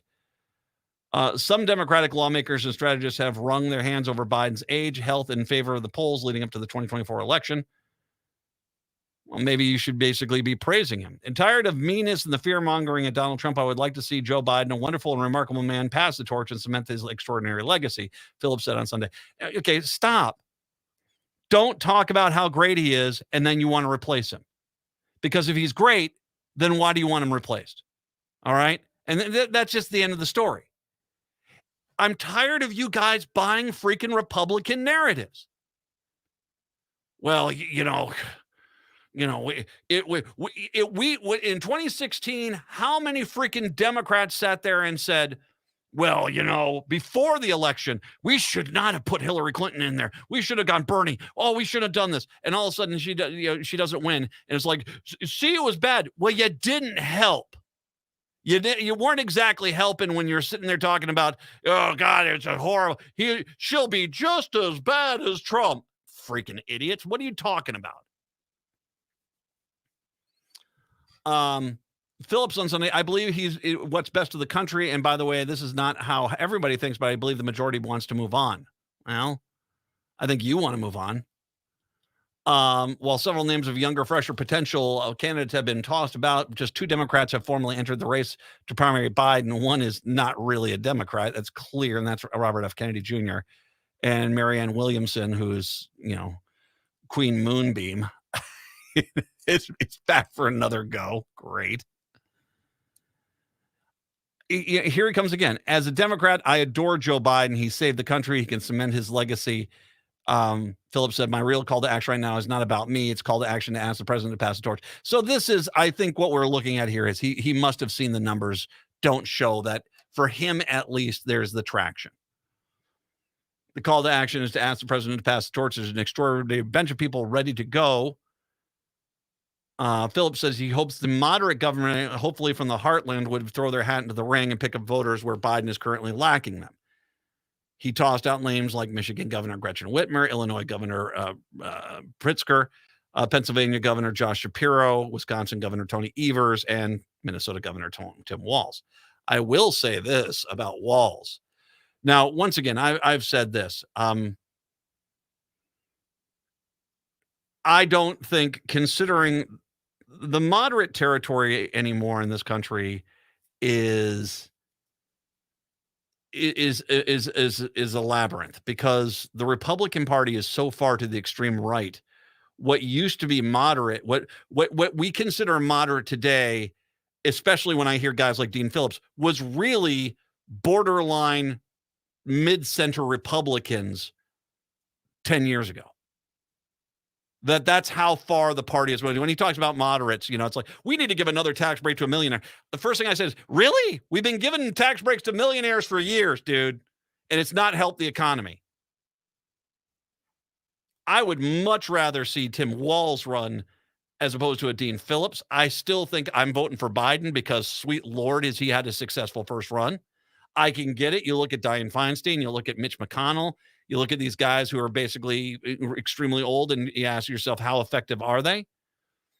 But at the same time, Biden doesn't seem to necessarily, I've seen him taking down a few people lately. He doesn't seem to be losing a step. But if anyone is, Governor Walz, I thought it was interesting. He was down at the Iowa State Fair. Now, once again, Iowa's been pulled as one of the starting states for the Democratic selection process, but still, he sure looked like he was campaigning down there. He sure looked like he was campaigning. And part of it, I think, is part of the problem is that for Iowa is they don't have any leaders right now. They don't have any Democratic leaders, so they have to pull in leaders from other states. But Walz is a good candidate, dude. A reminder thing. With that progressive agenda, Walz only vetoed one of those bills. He's a moderate, but he also remembers first before he says, I'm a moderate. Dean Phillips says, I'm a moderate first, and then he says he's a Democrat. Governor Walz says, I'm a Democrat first, and then I'm a moderate. There's a big difference. 952-946-6205. 952-946-6205. Hey, am I lying? Not really. I don't. Bright, would you agree with that assessment? What would happen if he had to sign those bills? Moderate or Democrat? Yeah. Oh, yeah. Yeah. All right. There you go. Take a break. Come on back. It's the Matt McNeil Show right here on AM 950. Hi, I'm Rachel Shamblatt. My dad is Dr. Scott Shamblatt from Shamblatt Family Dentistry. A lot of people are afraid of the dentist, but you don't have to be. My dad makes going to the dentist comfortable and even fun. He won't be mad if you haven't seen a dentist in a long time. He just wants to take care of you and your teeth. If you don't see my dad, please see another dentist. Take care of your teeth because they're the only ones you get. Shamblatt Family Dentistry in Hopkins and St. Paul. Find them online at shamblattfamilydentistry.com or call 1-800-FIX-MY-TEETH. Hey, it's Patrick for Zero Res. Believe it or not, barely a month from now, the kids will be back in school. So while you're getting some fresh looks for your kids before they head back, make sure to get a fresh look for your home too with my cleaning heroes at Zero Res. Carpets, tile, rugs, upholstery, basically every surface in your home can be Zero Resified, so it's time to call the cleaning pros at Zero Res. It's also the height of the summer allergy season, so it's the perfect time to get your air ducts cleaned. Get that nasty pollen and dust that's been swirling through your air conditioner out of your home. This month from Zero Res, get 3 rooms of carpet clean starting at just $129 and take $75 off an air duct cleaning. You owe it to yourself, your kids, and your home to get the fall off to a good start. Call Zero Res today, 952-ZERO-RES, or schedule an appointment at ZeroResMinnesota.com. Zero Res, backward or forward spells the same. In retirement, it's all about income, your money making money, while still controlling your principal. If your portfolio has recently taken a big hit, you're not set up for retirement income. We're Ferguson Financial, and that's what we do. We position portfolios to generate retirement income. Learn how it's done. Call us today, 888-429-5569, and check out our retirement income program, Sunday mornings at 9. Hi, this is Todd from 30 Bales on Main Street in Hopkins. My co-founder Tom and I developed our restaurant to celebrate everything Midwestern cuisine has to offer. Our upbeat neighborhood gathering place brings together bright personalities, bold recipes, clean ingredients, and craft spirits that play with the unique flavors of the Midwest. The menu at 30 Bales is inspired by seasonal ingredients grown close to home. Find us across the street from the Hopkins Center for the Arts at 1106 Main Street with plenty of free parking. Go to 30bales.com to learn more. By the way, 30 Bales is delicious. Stop out there.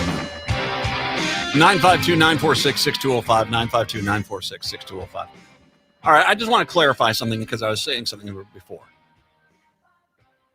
There are moderate Democrats I like. Governor Walz is the epitome of that category. He is a moderate. He is not far left of the party. He's not really a centrist. And if you're looking for ways to look at it, I look at Democrats, and these are Democrats I admire, in three different categories. You've got the guys on the left, Wellstonians, the Paul Wellstone of the far left, and I appreciated Paul Wellstone, and I loved a lot of his policies. You have the centrist Democrats, the Al Gore Democrats, and I was a big fan of Al Gore. I liked him. He was kind of just a traditional Democrat, not too far to the left, not too much to the middle. And then you have moderates. Barack Obama was a moderate. He was a moderate. But he still was, at the end of the day, he was a Democrat first. Paul Wellstone was a Democrat, a DFLer first. That was who he was. And when I say I want a Democrat who's a Democrat first and then a moderate, not a moderate who then says, I'll side with the Democrats. Because I've had enough of frickin' Joe Manchin and Kristen Sinema. I've had enough of them because those are moderates who just happen to stumble into the Democratic camp every once in a while. And I've had Dean Phillips on the air before. Nice enough guy. He always has his populist, progressive topics when it's campaign season, especially when it's primary season. He'll always have something out there talking about, I'm a big fan of this on the far left. Fine. The reality is I have that when most of the time when Dean Phillips talks, his first words out of the mouth are, I'm a moderate.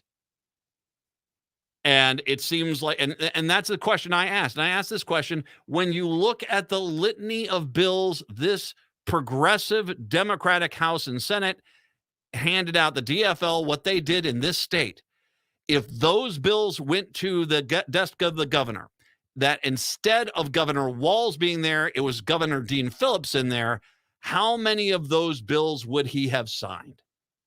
And I can tell you right now, I don't think he would have signed a few of them.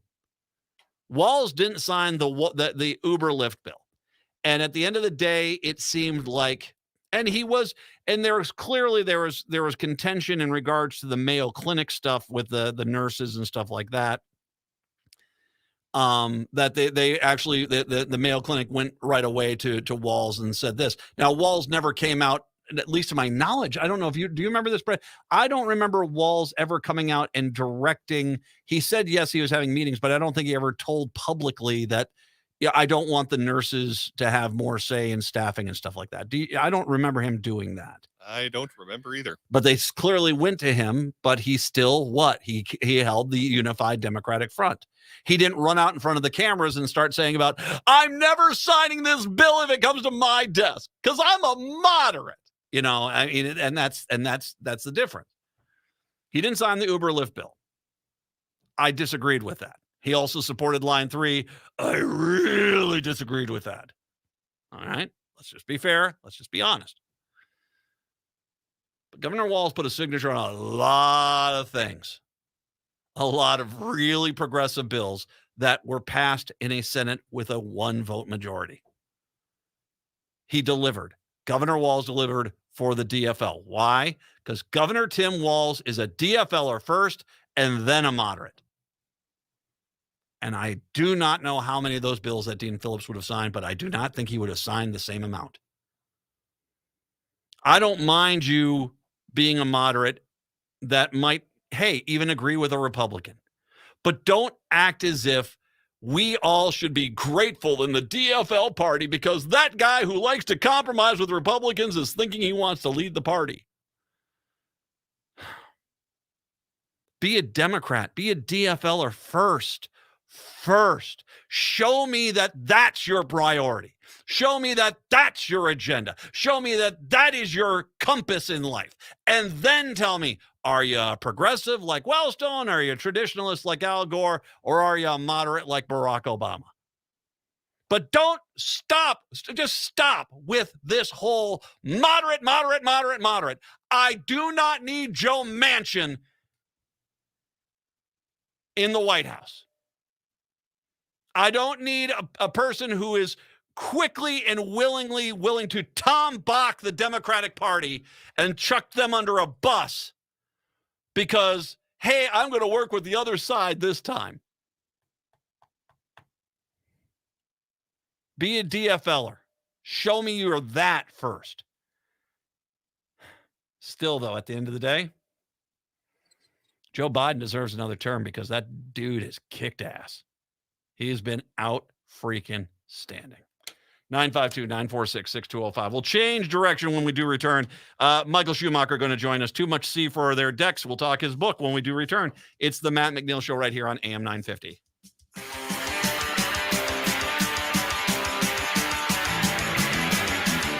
Now, more than ever, we are being faced daily with the topic of human mortality. And for many people, estate planning has been top of mind.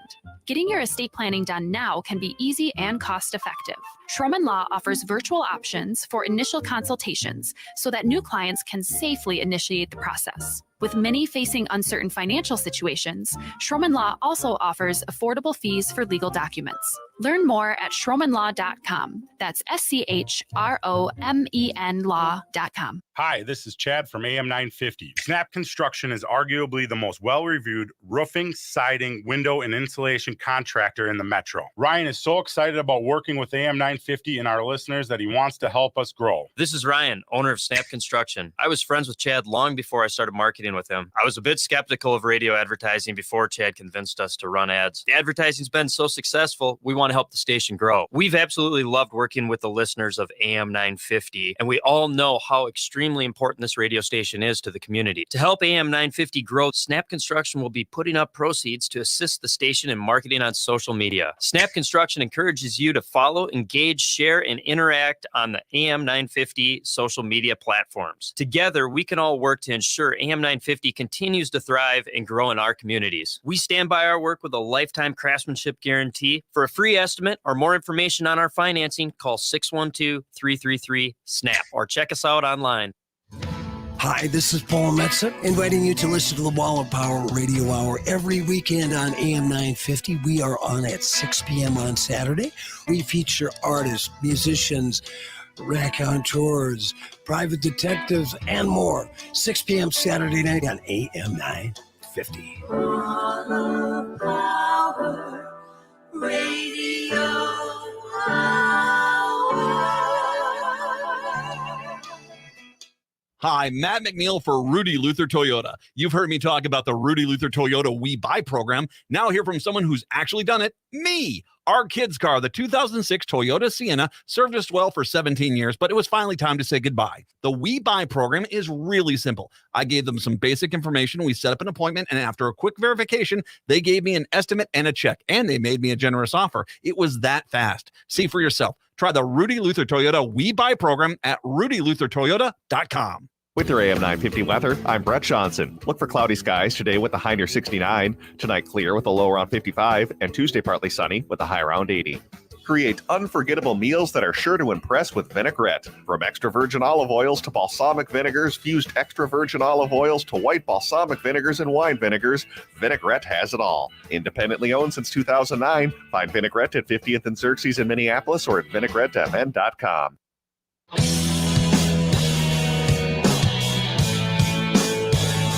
AM 950, the progressive voice of Minnesota, the Matt McNeil Show for your Monday. We welcome to the show Michael Schumacher. Too much sea for their deck, shipwrecks of Minnesota's North Shore and Isle Royal. Michael Schumacher has written 5 previous books on Great Lakes shipwrecks. Mighty Fitz, November's Fury, Torn in Two, The Trial of Edmund Fitzgerald, all from University of Minnesota Press, and Wreck of the Carl D. He has written narratives on 25 documentaries on Great Lakes shipwrecks and lighthouses. He lives in Wisconsin, and he's kind enough to join us today. Hi, Michael. How are you? I'm fine. How about yourself? I'm doing well. First of all, I always just enjoy talking to people who find their niche in life, dude. Clearly your interest in this has got to be just the fact that this is your career, that you have built a reputation about this and a career around this. It clearly is something that you love as far as history and following shipwrecks on the Great Lakes. When I was a little boy growing up in Milwaukee, I used to beg my father to take me to Lake Michigan. He remembered that to his dying day, how I always wanted to go to the lake. And there's been something about not just that body of water, but all bodies of water of the Great Lakes that I found almost mystifying over the years. So doing these books has really been kind of a treat in that respect. It isn't a treat to write about horrible shipwrecks, but the lakes are a very special place to me. Mm-hmm. What was your first shipwreck you actually saw in person? Actually saw in person, or just or you learned about, you had a connection with? That's a good question. I'm not sure I can answer it. There were certain ones that were really well known, like where I live now, which is in Kenosha, Wisconsin, which is right on the border of Illinois. A very well known wreck, the SS Wisconsin, went down, and it's still down there, and it's fairly shallow, and people have visited it.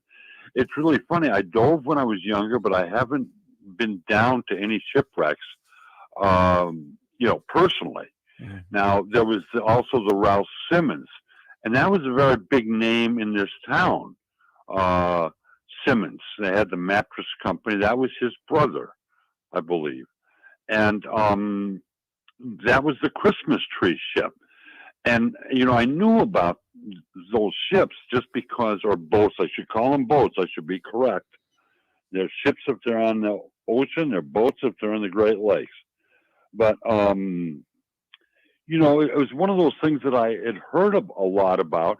And in fact, one of my prized possessions now, which probably tells you what a boat nerd I am, is they gave me, after working on a documentary, they gave me a little piece of one of the Christmas trees that were on board that boat when it sank. Wow. And yeah, it really meant something to me, They had brought up a couple of trees and had them restored or whatever. And restored isn't the word. They lacquered them or whatever so they wouldn't go bad. And they gave me a piece. That means, and I got a few taconite pellets from the Edmund Fitzgerald. Wow. And, that means something to me. It's just these little things that probably wouldn't move most people, but they do me. Well, and you're touching history. I mean, it's like when and I'll put it in a comparison of another element, like going to visit like the Civil War battlefields, and you're there and you're at Gettysburg and Little Round Top. It's one thing to read about it; it's another thing to be there and say, "Oh, they came through here," and you're walking in the same spot they were at. Here, you're holding, whether it's a piece of a Christmas tree or taconite pellets from the Edmund Fitzgerald. This is this is the history itself. I am holding it in my hand. I know exactly what you meant, because one time I was out east and I was driving near the Gettysburg battlefield, and I just had to see it. Yeah. And it's the history, but it doesn't look at all like that, of course. But it's still hallowed ground. Yeah. And I really feel that about the Great Lakes. These are hallowed waters. There are a lot of shipwrecks between the 5 lakes. And so it's I'm working on another one, incidentally, right now about shipwrecks of Lake Michigan. And so, and that was funny because that just came to me. I was talking to my editor about this book, this one you're talking about, Too Much Sea for Their Decks. And he said, "You've never written about, Lake Michigan." Mm-hmm. And I said, "Well, no, that's not true, because the wreck of the Carl D, that happened. The Carl Bradley sank up by Beaver Island in the northern Lake Michigan." And so I did, but he said, "No, but you've never done what we call a roundup, where you do a whole bunch of boats." And I said, "No." He said, "Well, what do you think?" So we started discussing it, and that's how it happened. Mm. But that's how these things go, It's really weird. in the respect that you don't plan on it. It kind of presents itself. There's an old saying that some of these sailors have about a boat that's been missing, that's hasn't been located, a wreck, lets you know when it's time. And I find that kind of interesting. But they really, sailors are a pretty superstitious lot anyway. Yeah. And, there is some sort of truth to that, though, where these boats are being discovered all these years later. Now, obviously, they couldn't be discovered back in the day before the aqualung. Some of these boats that I've written about went down in the 1800s. So that helped. But I was just talking to a shipwreck hunter the other day, and these people really, really are into it, and they're looking for the Steinbrenner, which I wrote about in this book. And the Steinbrenner has been missing since 1953. And the captain survived the wreck. He told them where it was. Well, it wasn't there. And so people find themselves looking for these wrecks because it is, like you said, it's a big part of our history. These giant boats that are down there. And I just find the stories interesting. The Steinbrenner, by the way, is one of the boats you feature on the Minnesota side. And by the way, my cousin is a sailor on one of the Merchant Marines out in the lakes there. Yeah, they are an interesting crew. We'll say that very much. Well, it takes, I don't know how I would. It's a calling. About what work was all about, because I worked on. Your phone's kind of cutting out there a little bit there. Mike, really? Yeah, your phone cut out there a little bit. Sorry about that, Michael. You were saying about you were talking about the people that are the sailors there. Yeah, I worked on one of those boats, or on these boats, and unloading them and loading them, and I learned what work was all about at a very ripe young age. Because boy, I'll tell you what, those guys earn their money. Yeah, they do. And and that's one of the things that I find very appealing about writing these books, is that you're talking about your basic blue collar working stiff, a person that works hard and goes out on the lakes, sometimes doesn't see land, or goes a whole day or so without seeing land. And they're just working, and all of a sudden they're up against some force that's bigger than they are, that they're not prepared for. And I find that very, very interesting. Your book is broken down into 3 different parts. As you focus on this, it's all Lake Superior. It's the wrecks on the Minnesota side, the wrecks around Isle Royale, which has always been kind of that's a tough way to go. And then the killer storms. The focus on these. I mean, it's interesting. There is a different, from my experience, and I've not done a lot of reading, even by far an authority on this, but it feels like the boats up on Superior, which much more industrial. In Michigan, you got boats that were, there was population. There's population centers here, and stuff like this. And even though the Superior has Duluth, Sault Ste. Marie, Thunder Bay on it, it still is. It's much more of a work. Those were hard working boats on that lake that got taken down. What drew you on this book? Once again, the book Too Much Sea for Their Decks. What drew you to those 2 areas specifically? What really struck me? 2 things. First of all, have you ever been to the Isle Royale? No, I want to get up there for sure. It's really an amazing place. And so I knew from my own past working on these documentaries what was up there. And there were some extremely interesting wrecks up there right around the island. Because the water, it goes from very deep to very shallow because of the lake bottom is very uneven. And so these boats would ground on, some of this. And then the other thing that I really found attractive about this book was Duluth. Duluth, people don't realize that at one point, Duluth was second only to New York for the number of, boats that it took in. It was extremely busy. And a lot of hard work went into creating that harbor. And then further up north, the Split Rock Lighthouse, which I write about in the book, about how that got made, and that wasn't easy to do. So these stories, that's what always gets me, the stories. Who are the people that were dealing with this? How do I find out about how some of these things actually worked? And that's what I'm doing now. You know, I'm finding myself getting a ton of old news clippings, and I even had telegrams. Everything you could possibly imagine is somewhere. You just have to find it. And then you start piecing together the stories. And there are so many stories in this book that I always figured, maybe this is, I don't want to sound arrogant, but I always thought, if it interests me, it's going to interest other people. Yeah. Well, it's a fascinating topic because this is, I mean, you said it, these are huge vessels and huge ship. And as much as I talked about earlier with my producer, Brett, there's a photo from about 6 years ago of a cliff on the North Shore side of Minnesota on Lake Superior. The cliff is 120 feet tall, and the waves are crashing into it about 20 feet below the top of it. And you're like, this is insanity.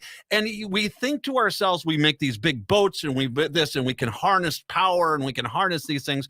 And nature always wins. And these boats will win too. And it doesn't have a chance out there because these lakes are as beautiful as they are. It's as deadly as any water body on the planet. Yes. Yeah. And it's really funny because, well, two things. First of all, what you said is very true. When I've talked to many captains of different boats and that have sailed both freshwater and saltwater. And they said the ocean, you get those big swells. The lakes, you get the chop.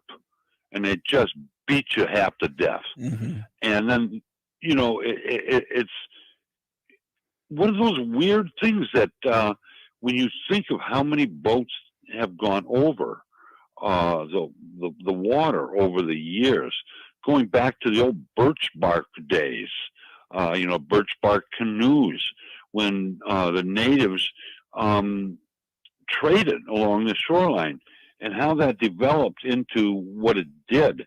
I find this history interesting, and I find the people that were, you know, involved interesting. But I'm also put off by some of it is like arrogance.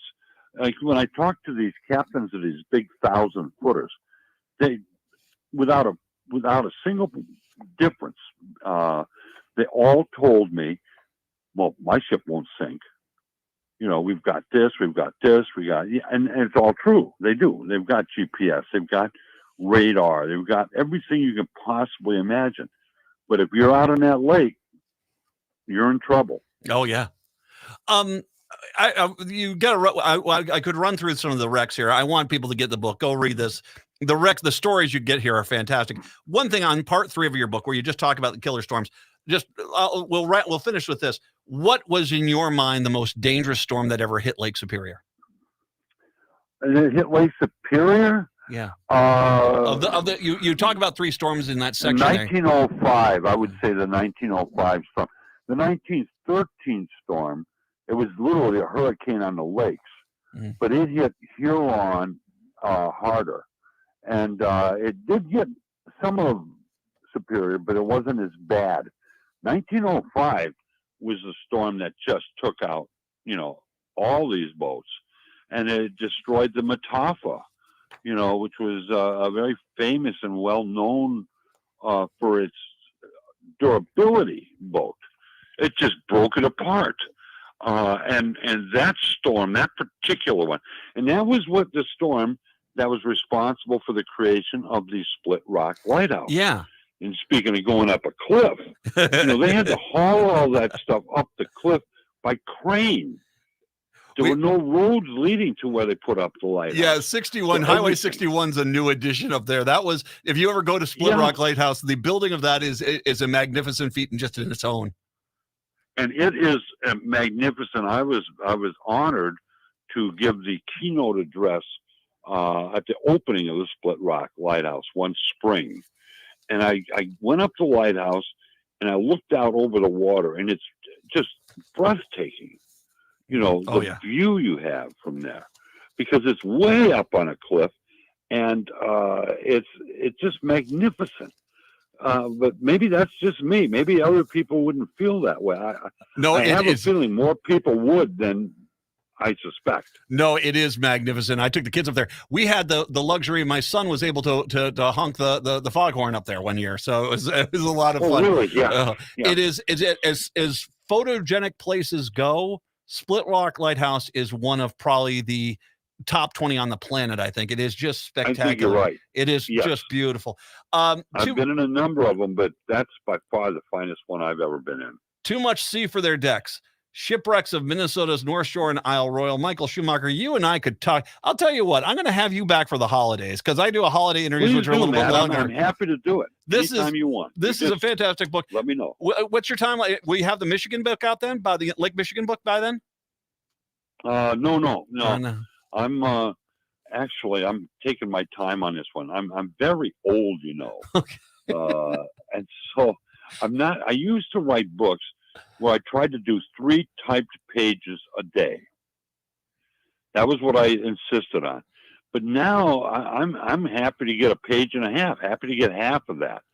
But I'm also doing really, really, on this book coming up, some of the most in-depth research. And the one that we're talking about today, yeah, I did a lot. I was very lucky to have somebody at the University of Wisconsin Superior archivist had tons of material for me and just kept sending me more and more material. And, it's one of those funny things.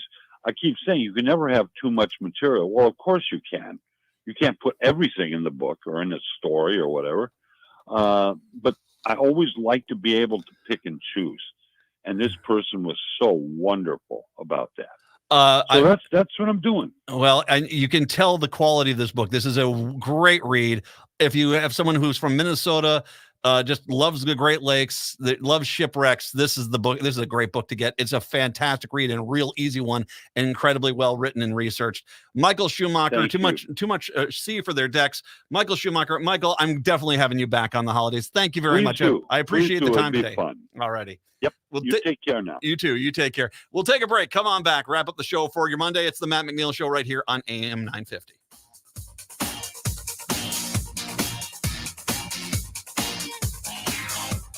Hi, this is Chad from AM 950. Snap Construction is arguably the most well-reviewed roofing, siding, window, and insulation contractor in the metro. Ryan is so excited about working with AM 950 and our listeners that he wants to help us grow. This is Ryan, owner of Snap Construction. I was friends with Chad long before I started marketing with him. I was a bit skeptical of radio advertising before Chad convinced us to run ads. The advertising's been so successful, we want to help the station grow. We've absolutely loved working with the listeners of AM 950, and we all know how extremely important this radio station is to the community. To help AM 950 grow, Snap Construction will be putting up proceeds to assist the station in marketing on social media. Snap Construction encourages you to follow, engage, share, and interact on the AM 950 social media platforms. Together, we can all work to ensure AM 950 continues to thrive and grow in our communities. We stand by our work with a lifetime craftsmanship guarantee. For a free estimate or more information on our financing, call 612-333-SNAP or check us out online.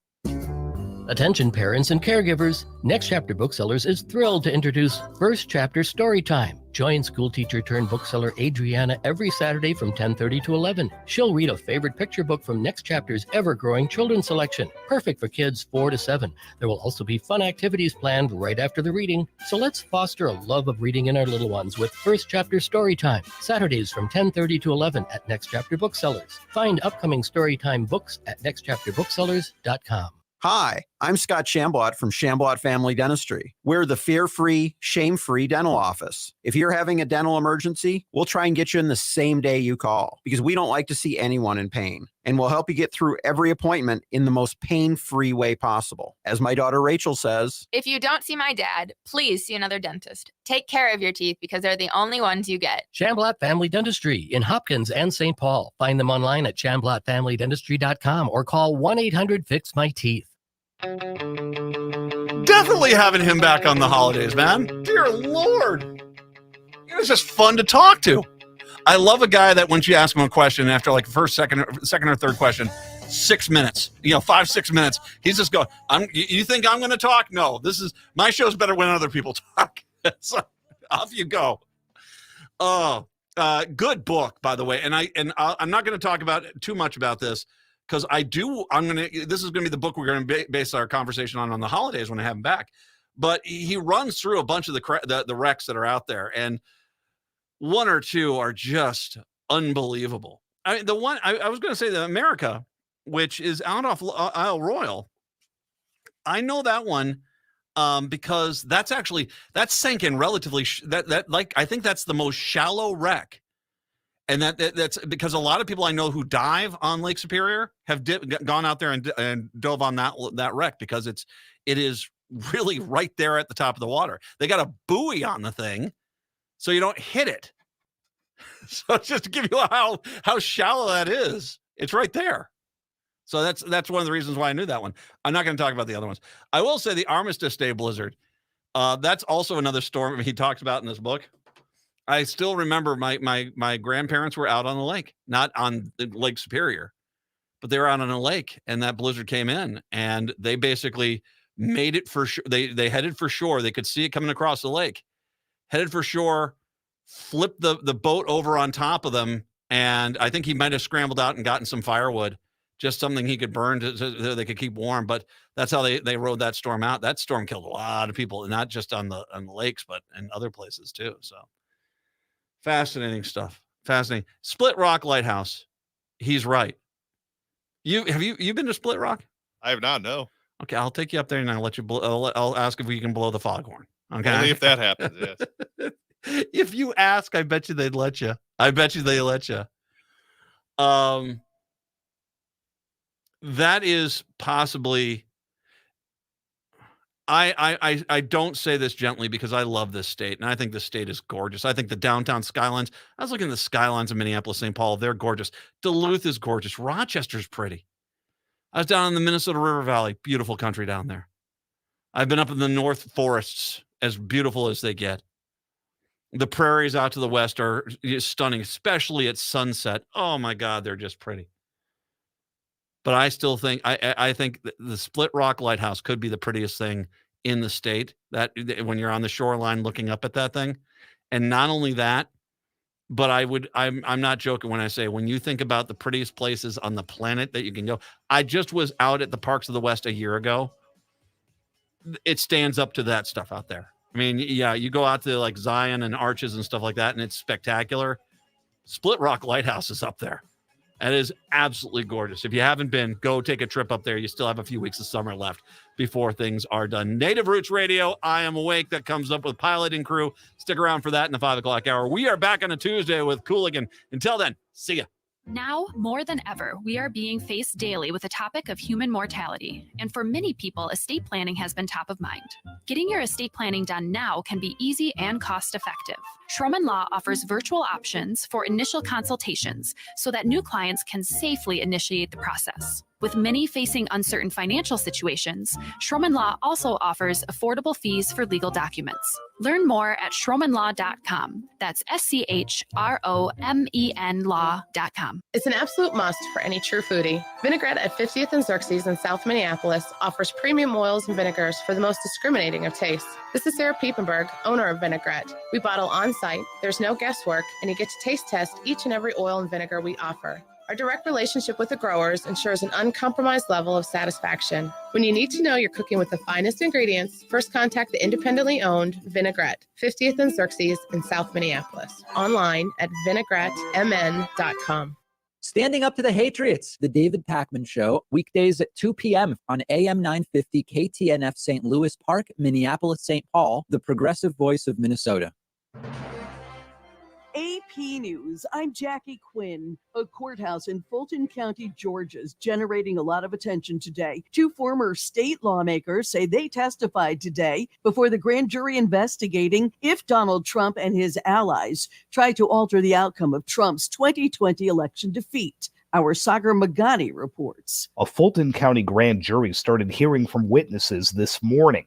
Just after noon, Reuters reported on a list of charges to be brought against Trump. The document, it said, appeared on a county website before being quickly taken down. Trump has not been indicted. There's been speculation the case will wrap up soon and could result in a fourth indictment against Donald Trump. For those sitting on the political fence for 2024, the group No Labels says it's petitioned its way onto the ballot in 10 states, most recently North Carolina. This is a group of veteran lawmakers vowing to produce a bipartisan presidential ticket if the major party nominees are too divisive. Nothing can prepare you for what I saw. The FEMA